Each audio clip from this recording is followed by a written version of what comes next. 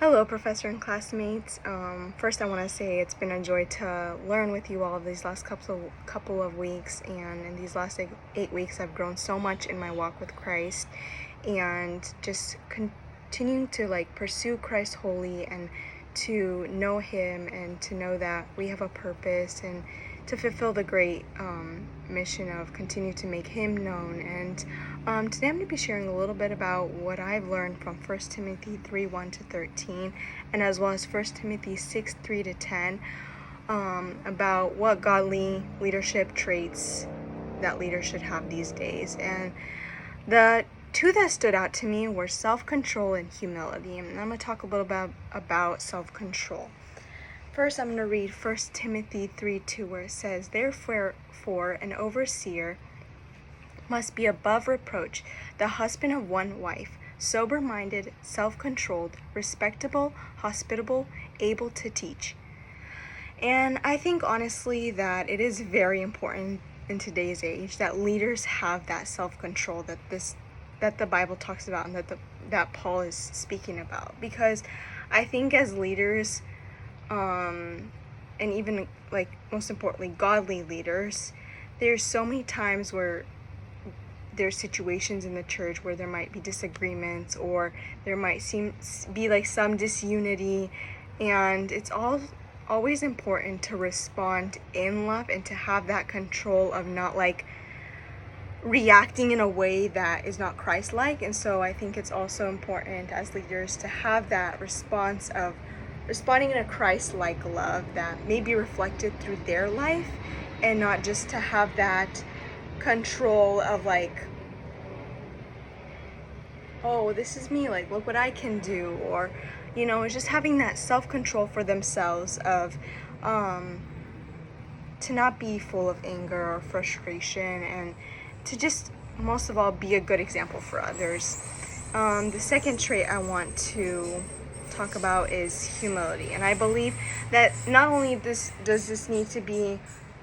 presented in a godly leadership, this needs to be presented in all our lives as believers. In 1 Timothy 3:6, it says, "He must not be a recent convert,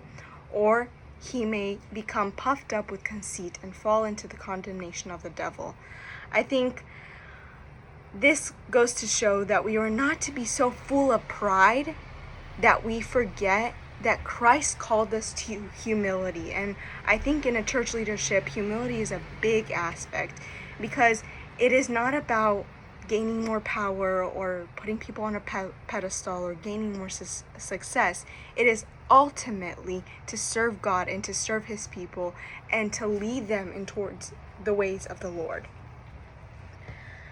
Now, my third aspect is I'm going to bring in negative behavior, and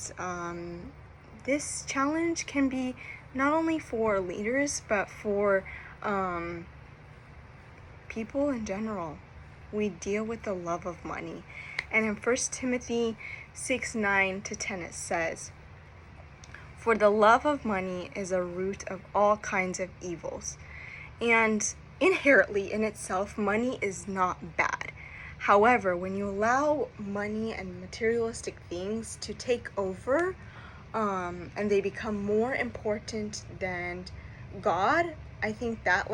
pushes people further away from their faith and further away from God. And that's why Paul calls us in 1 Timothy 6:6, where he says, "But godliness with contentment is great gain."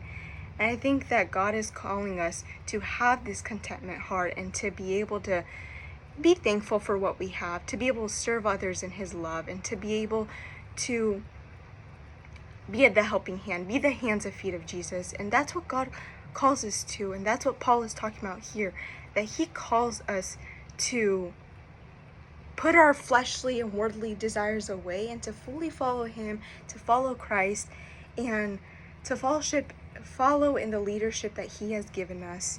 that Christ has given us, and the example He has set before us, that we may be an example for others. And I believe that is the main two things: to have humility, to have the self-control, to be able to lead a church in the ways of the Lord and to lead people in the ways of God. And these qualities are ultimately important for all of us, and especially to church believers, because God desires of us to have that humility, to have that contentment, because that helps us to fully follow and to surrender to God and to have that. And so I just want to thank you for listening, and I pray that God blesses you all and continues to help you grow in His Word, and may you be a light wherever He places you, to shine His light and to be a reflection of His glory. Bye.